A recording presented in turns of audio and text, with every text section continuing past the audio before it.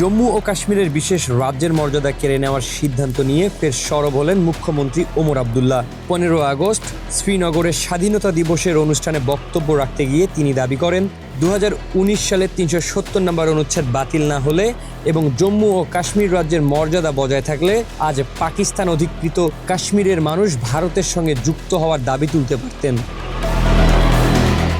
পাক অধিকৃত কাশ্মীরের সাম্প্রতিক পরিস্থিতি নিয়েও উদ্বেগ প্রকাশ করেন ওমর।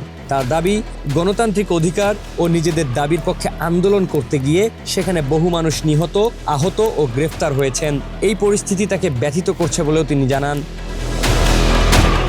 1947 সালের প্রসঙ্গ টেনে ওমর বলেন, সীমান্তের ওপারের বর্তমান পরিস্থিতি দেখে তার মনে হচ্ছে ভারতের সঙ্গে যুক্ত হওয়ার সিদ্ধান্ত নিয়ে তার পূর্বপুরুষদের অবস্থান সঠিক ছিল।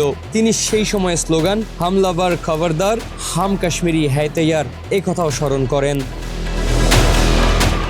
2019 সালের 5 আগস্ট কেন্দ্রীয় সরকার জম্মু ও কাশ্মীরের বিশেষ সাংবিধানিক মর্যাদা বাতিল করে রাজ্যগুলোকে দুটি কেন্দ্রশাসিত অঞ্চলে ভাগ করে। তখন দীর্ঘদিনের রাজ্যের মর্যাদা হারায় জম্মু ও কাশ্মীর।